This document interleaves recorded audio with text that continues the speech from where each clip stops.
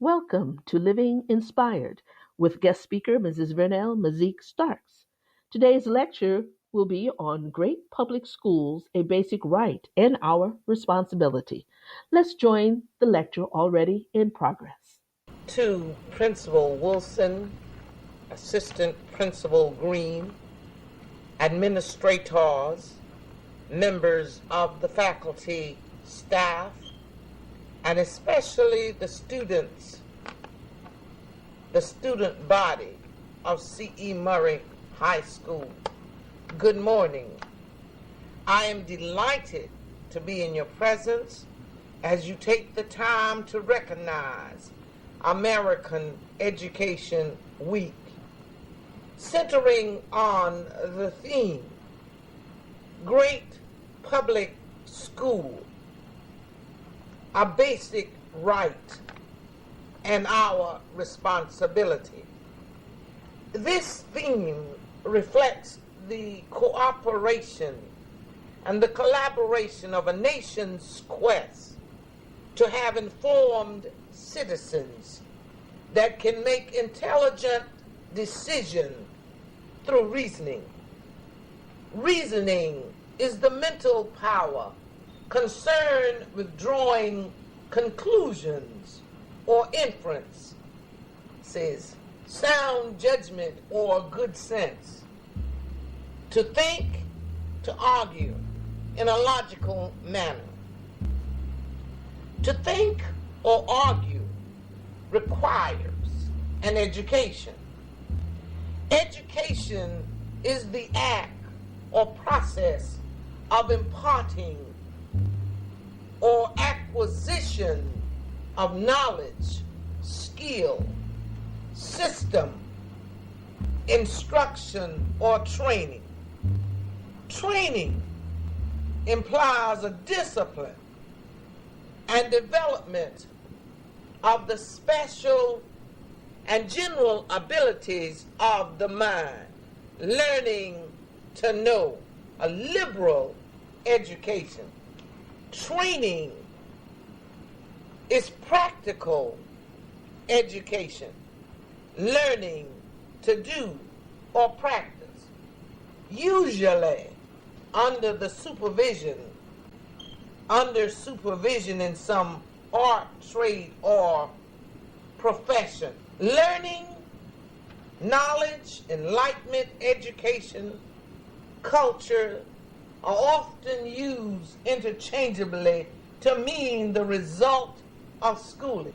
Education, however, suggests chiefly the information acquired. Culture is a mode of thought and feeling encouraged by education, the process and the acquirement. It suggests an aspiration toward or an appreciation of high intellectual and aesthetic ideas. The level of culture in a country depends upon the education of its people. Education is a process that begins at birth and ends in death. So you must have one. The kind of education you receive depends upon three key elements: the home, the school, and the community. This belief was so strong that John Adams, who was to become the second president of the United States in the 1700s, wrote to his wife, "The education of our children is never out of my mind. I must study politics and war, that my sons may have the liberty to study mathematics and philosophy.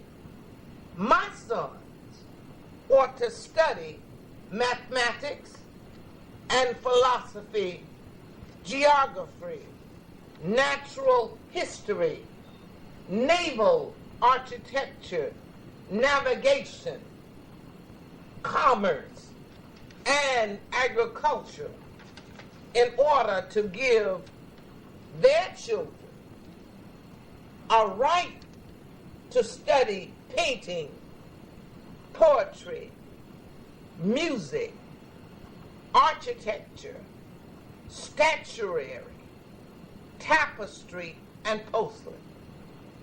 The rights for the sons of John Adams are the same rights we have today.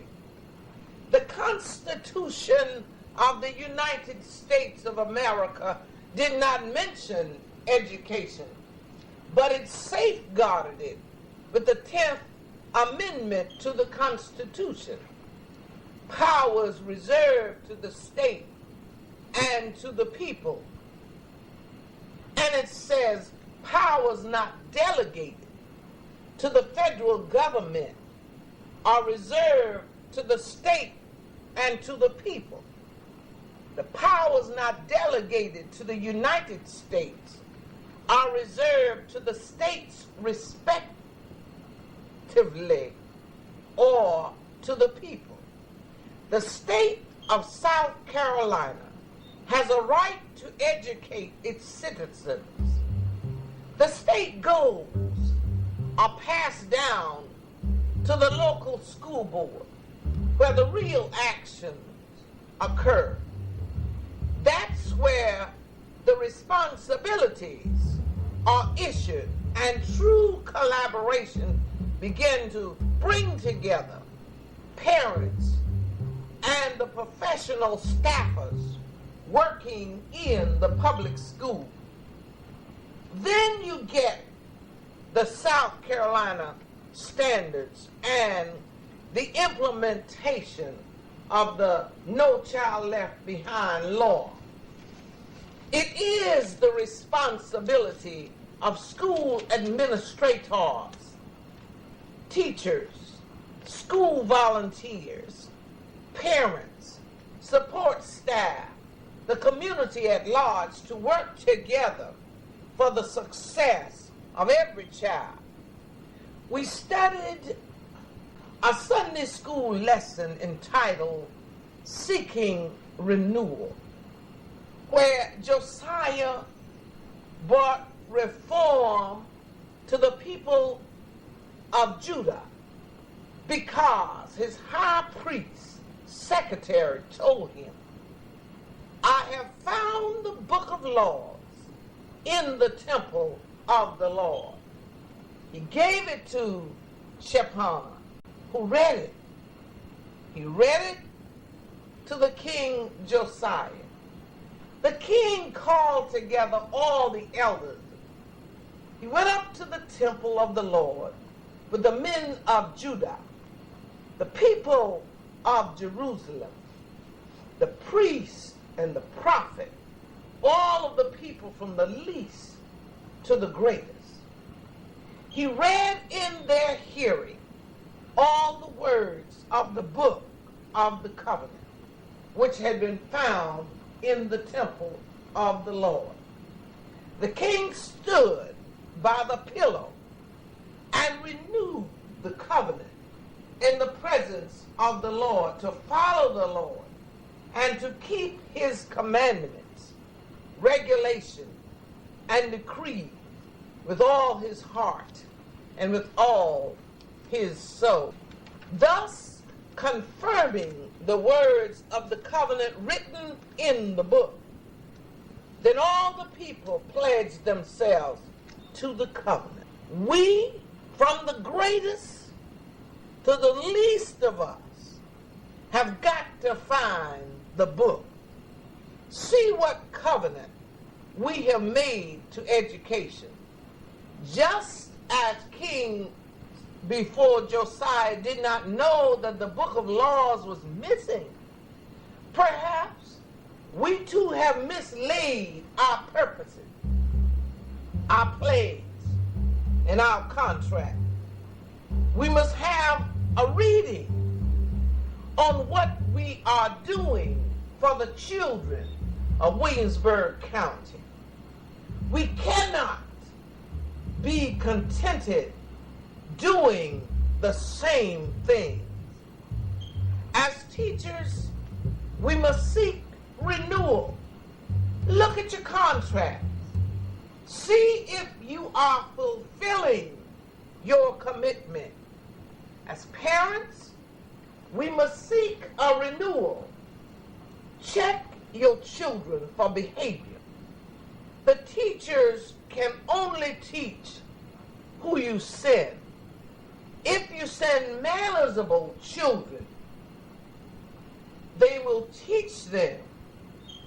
If you send unmanageable children, they will not be acceptable to learning no matter who's teaching. As a county responsible for state mandates, we must seek a renewal and be accountable for the education of every child as much as he has the ability to learn.